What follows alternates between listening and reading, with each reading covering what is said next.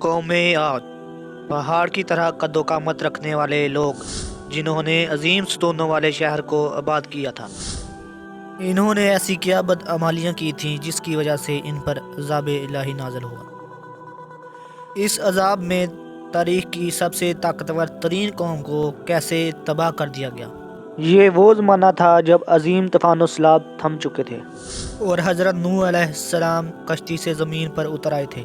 حضرت نوح علیہ السلام نے اپنے 3 بیٹوں کو دنیا کے مختلف حصوں میں روانہ کر دیا تاکہ دنیا میں انسانی آبادی دوبارہ پھیلے۔ یہ بیٹے سام سرزمین عرب میں آ کر سکونت پذیر ہو گئے، جہاں ان کی نسلوں میں اضافہ ہوا اور جزیرہ عرب میں سامی نسل کی ابتدا ہوئی۔ سام کی نسل سے ایک طاقتور سردار کی پیدائش ہوئی جس کا نام عاد تھا۔ عاد اپنی اولادوں کے ساتھ جنوبی عرب کے علاقوں میں جا بسا۔ اس علاقے کو صحرائے اقاف کہتے تھے، جہاں ریت کے بڑے بڑے اور بلند و بالا ٹیلے تھے۔ عاد یہاں آ کر اپنی اولادوں کے ساتھ آباد ہو گیا اور یہاں اس کی اولادوں میں 13 قبیلے آباد ہوئے۔ یہ لوگ قوم عاد کہلائے، جنہوں نے یہاں ایک طاقتور حکومت کی بنیاد رکھی اور تقریباً 1500 برسوں تک یہاں آباد رہے۔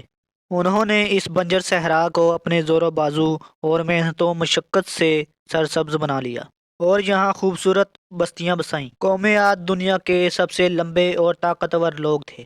ان کے متعلق کہا جاتا ہے کہ وہ ایک ہاتھ سے ہی درخت کی جڑوں کو اکھاڑ دیتے تھے اور وہ کبھی بوڑھے نہیں ہوتے تھے۔ ان میں ایک شخص 1000 سال کی عمر پاتا تھا اور انہیں کبھی کوئی بیماری نہ ہوتی تھی۔ قوم عاد کا زمانہ 2000 سال قبل مسیح مانا جاتا ہے۔ انہوں نے احقاف میں پہاڑوں کو کاٹ کر عالیشان محل بنائے تھے اور لمبے لمبے ستونوں کو تراش کر اپنی بستیوں کو عظمت کا ثبوت دیتے۔ اس لیے انہیں 1000 ستونوں والے شہر کی قوم بھی کہا جاتا ہے، جس کا مرکز حضر موت کا علاقہ تھا۔ قوم عاد کھجور کے باغ کے مالک تھے اور کھیتی باڑی کرتے تھے اور چٹانیں کاٹ کر بڑی بڑی نہریں جاری کی تھیں۔ اس قوم کو اس دور کا سپر پاور کہا جائے تو یہ غلط نہ ہوگا۔ قرطبی کی روایت کے مطابق حضرت ابن عباس کا بیان ہے کہ قوم عاد کا لمبے قد والا آدمی 500 ذراع کا ہوتا تھا اور ان میں سب سے چھوٹے قد والا آدمی 300 ذراع کا ہوتا تھا۔ یاد رہے کہ ایک ذراع موجودہ پیمائش کے مطابق 1.5 فٹ کا بنتا ہے۔ ان تمام رحمتوں اور نعمتوں کے باوجود قوم عاد اللہ تعالیٰ کی نافرمان ثابت ہوئی اور دنیا کی مال و دولت اور طاقت نے انہیں سرکش بنا دیا۔ لہٰذا طوفان نوح کے بعد قوم عاد ہی وہ قوم تھی جو کفر و شرک میں مبتلا ہو کر بتوں کی پجاری بن گئی۔ ان کے 3 مخصوص بت تھے جن کا نام حمود، حب اور سمد تھا، جن کی وہ پوجا کرتے تھے اور ان سے مرادیں مانگتے تھے۔ کفر و شرک کے ساتھ ساتھ بہت جلد یہ لوگ جہالت و گمراہی میں مبتلا ہو گئے اور بے حیائی کی تمام حدوں کو پار کر دیا۔ اللہ تعالیٰ نے قوم عاد میں سے ہی ایک نیک اور صالح بندے جن کا نام ہود علیہ السلام تھا، انہیں نبوت عطا کی تاکہ یہ بھٹکی ہوئی قوم کی اصلاح کر سکیں۔ حضرت ہود علیہ السلام نے قوم عاد کو اللہ تعالیٰ کی عبادت کی دعوت دی اور انہیں شرک سے توبہ کرنے کی تلقین کی۔ حضرت ہود علیہ السلام مسلسل 50 سال اپنی قوم کو دعوت حق دیتے رہے۔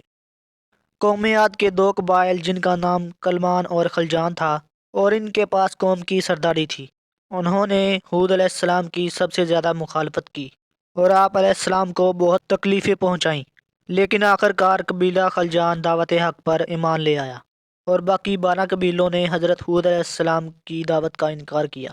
انہوں نے حضرت ہود علیہ السلام سے کہا کہ ہم اپنے باپ دادا کا چلن ہرگز نہ چھوڑیں گے۔ وہ غرور و تکبر میں ڈوب گئے اور اللہ تعالیٰ کو للکارا اور کہا کہ اگر ہم سے بھی کوئی طاقتور ہے تو اسے لے آؤ۔ لہٰذا اب قوم عاد پر عذاب کا فیصلہ قریب تھا۔ کئی دنوں تک احقاف میں بارش نہ ہوئی، چشمے، نہریں، آبشاریں سب خشک ہو گئیں اور ہر طرف سوکھا پڑنے لگا۔ کھیت کھلیان برباد ہو گئے، زمین بنجر ہو گئی، بڑے بڑے باغات خشک ہو گئے اور مویشی مرنے لگے، یہاں تک کہ لوگ پانی کو ترسنے لگے، اور جب کھانے کو کچھ نہ رہا تو یہ لوگ کتے، بلیاں، مردار جانور کھانے لگے۔ لہٰذا ایک سیاہ بادل منڈلاتے ہوئے احقاف کی طرف بڑھا، جس سے ہر طرف اندھیرا چھا گیا۔ حضرت ہود علیہ السلام نے جب یہ منظر دیکھا تو سمجھ گئے اب اللہ کا وعدہ قریب ہے، اور اپنے ماننے والوں کو ساتھ لے کر خطیرہ نامی بستی کی طرف چل دیے۔ حضرت ہود علیہ السلام نے جب احقاف سے ہجرت فرمائی تو عذاب الہی کی ابتدا ہو گئی، اور کالے بادل مزید سیاہ ہو گئے، اور طوفان برپا ہو گیا، اور ایک تیز آندھی چلی جس نے سب کے دل دہلا دیے۔ اس سخت آندھی کے سامنے ہر چیز زمین بوس ہونے لگی۔ ہوا کے تیز جھونکوں سے قوم عاد کے عظیم ستون گرنے لگے، اور ان کے بڑے بڑے محل اور گھر اڑا کے رکھ دیے گئے۔